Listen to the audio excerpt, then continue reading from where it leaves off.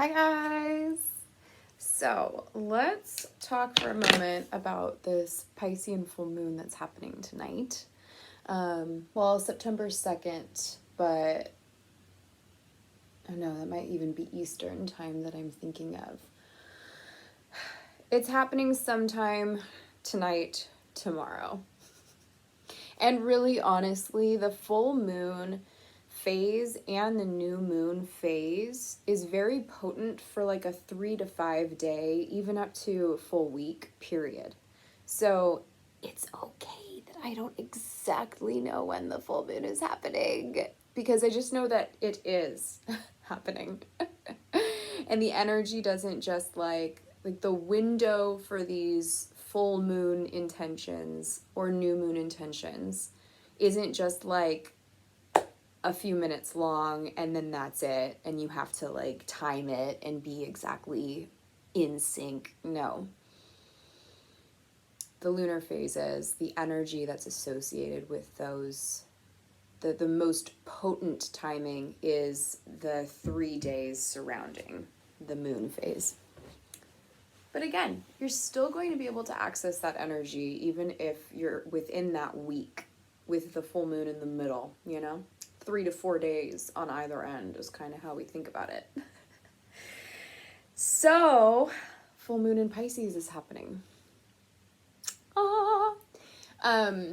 I did a post on my Instagram page just giving a little bit of an easier breakdown of what the themes are between those two signs in two houses and how this full moon is asking us to integrate them. But just so that I'm saying it again here in a very short, concise way. Oh, I'm working on my short conciseness, guys. I really, really am. In a very short and concise way, basically this full moon is asking us, how can we integrate these two opposites?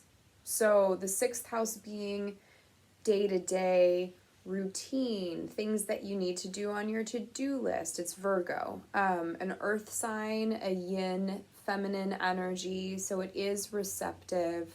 It's more passive of an energy, so this full moon, you're not going to necessarily take on super active or yang tendencies, because it's a Virgo Pisces full moon, and Pisces is also a very feminine yin sign, and water and earth, they go together in some systems.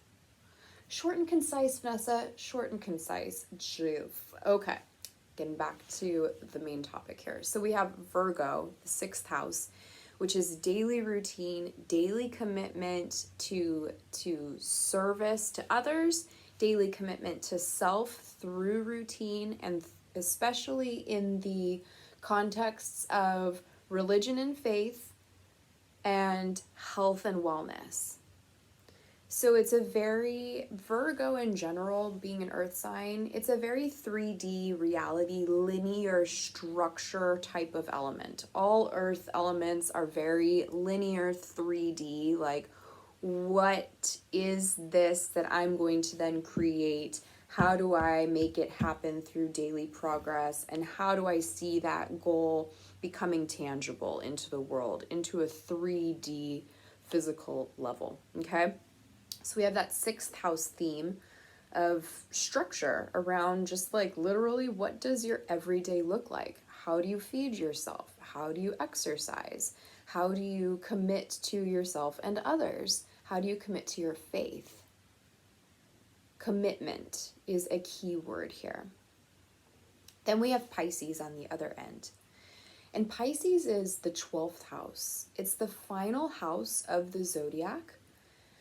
And so if we're following the zodiac as a timeline, which you can look at it that way, then Pisces is the old crone, sage, spiritual leader, mentor, elder. The old wise one who has been through the whole cycle of life, has learned all of the lessons, which all of the other houses represent as well, by the way. So Pisces Pisces sees things from all perspective. Pisces can get lost in the big picture. Pisces doesn't work with detail like the sixth house or like Virgo does, where Virgo can get super like, a shadow side of Virgo is OCD-ness or like meticulous, like, oh, this detail, this detail, this detail. Like they can get a little bit more tunnel vision. Whereas Pisces is the opposite in shadow and leaves. When I say in shadow, what that means is the shadow side of the sign, right? There's the light side, like the higher self, and then there's the shadow side, like the ego, the things that we're kind of working through as human beings. So the shadow side of Pisces is space cadet, not on the earth, totally like the psychic realm, the very spiritual, not necessarily religious. There isn't as much of a structure here because water can take on any shape, any container. Water flows, whereas the earth is more fixed, it's more solid. So Pisces is like so creative, so mind expanding, that the arts are super important, creativity. Another shadow side of Pisceans can be escapism through drugs, through alcohol, through sex, through food. Anything that can assist a Piscean being able to space out or leave or disconnect. Yeah. Yeah, we don't quite want to go there. So this full moon is asking us, what have my habits been? What has my day-to-day actually looked like for, well, a while now? And does it have any connection with how grounded I feel, how connected I feel to myself, to others, to my faith? How creative do I feel? Or do I feel like I'm literally in like survival and so I can't be creative right now? So this full moon is asking us to blend the super ethereal, spiritual, creative Pisces and to focus it and bring that connectedness into the Virgo everyday actual 3D reality. Also, are there any habits that you have, or even people or places in your life that when you're in with these people or you're in these environments, it makes you want to kind of leave or space out? This full moon is going to help you to see what you can release so that you're not always in that, or not ever in the tendency of escapism, but rather let's hone that expansive, all-encompassing knowing, view, clairvoyance, clairaudience, claircognizance, clairsentience. How can we ground it into a routine? That's for my Piscean side people, that we need to like bring in some of the Virgo-ness. Okay, for my Virgos out there that are like, pew, how can you put your daily routine away for a little bit, get outside, get out in nature, get into a meditative state, and ground and sit and ask yourself, okay, how can my daily routine help bring in, like, how can I bring in a sense of creativity, spirituality, empathy? How can I kind of put my to-do list to the side for a moment and look at the big picture? Am I feeling filled up with what I'm doing every day? Or am I doing these things because, well, this is just what I've always done, and this is what society expects of me, and this is just how I've always done it, and until like you've lost sight of what your life even is. How can you get more creative? How can you open up your mind? How can you get out of your rut? Maybe bring in some freshness, because routine is still real important here. This full moon is asking for us to bring these two elements together. So you need to do your own self-inquiry, self-reflection, and see, where am I more prone to? Am I like, but this is my routine? Or, no routine, I want to be free and floaty. And how can we bring them together? How can we see that routine enables future creativity and expansiveness and expression? And how can we see that within our routine, we're feeling even better? We're feeling happier, we're feeling more safe, we're feeling more abundant, we're feeling more connected, we're feeling more love. Those are the themes. Oh, before I end, because wow, look at me at the time. This is a short video. I need to share one more deck. Where is it? It's in that bag. I need to share one card with you because I pulled it earlier this week, and I was just like, wow, this is such a beautiful visual for this new moon. Yay, it's right on top. Thank goodness. Okay, I'm going to show you both of these cards because they came out together, which is really cool. This is a tarot card, but this is the Medicine Woman Tarot. And the pictures I'm going to show you here are so different than the traditional Rider-Waite-Smith artwork.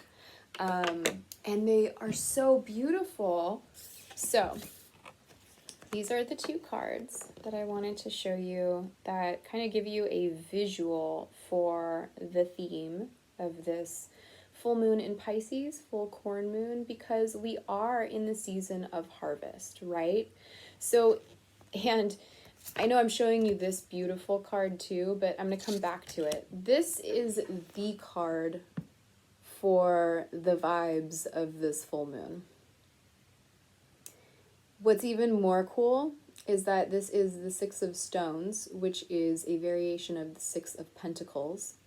And the Six of Pentacles is literally a card that is ruled by Virgo. It has very strong Virgo associations. Giving and receiving, balance, day-to-day, service, okay? So looking at this picture, you can see that she has quite the bounty and quite a harvest. So, well, I mean, she's got a bounty and a harvest with her. She has corn there, some kind of like bowl or basket that has things in it, I'd imagine, and a satchel. And she is scattering what I imagine to be the corn kernels into the stream. And she's allowing them to get carried back by the stream into nature. I love it. So what is it that you have an abundance of that you can give in this full moon as an act of service to others, but that also frees up space for you? And this thing or these things that you give back out, not only is that service, but it's so humanitarian and so warm-hearted. And those are definitely Piscean themes. That huge heart and depth of wisdom.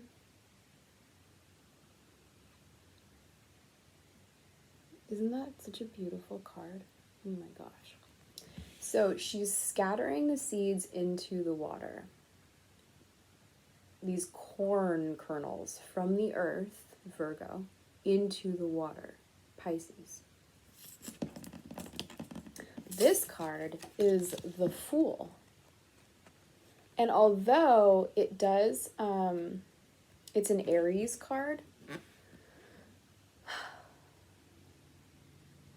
I just love that she is also scattering seeds, right? It's abundance time of the year, everybody. Like, well, here in the northern hemisphere, we're entering into fall. It's harvest.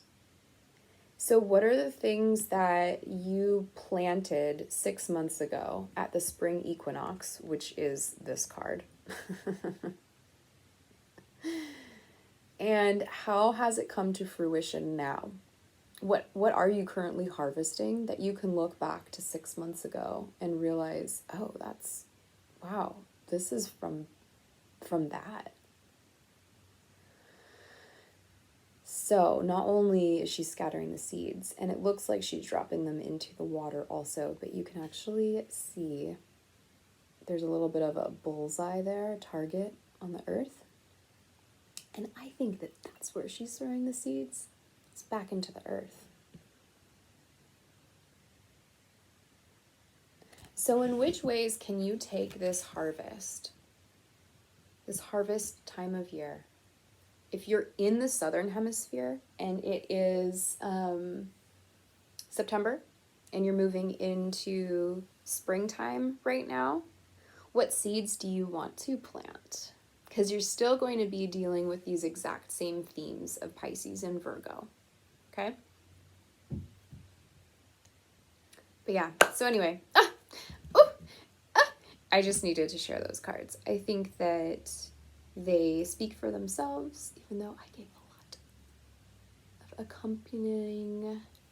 Oh my God, I should just stop talking. Those are the themes for the next few days. I hope that helps. I hope that was enjoyable. And I hope to see you in another video soon.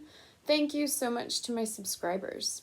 I really, really appreciate you. I really appreciate you being here and enjoying my content. It means so much to me that you've subscribed. It means so much to me that you've watched this video. And it means a lot to me when you like it and share with others that you think it might also help. So I will leave you there. Have a great day, and I will see you guys in the next video. Bye.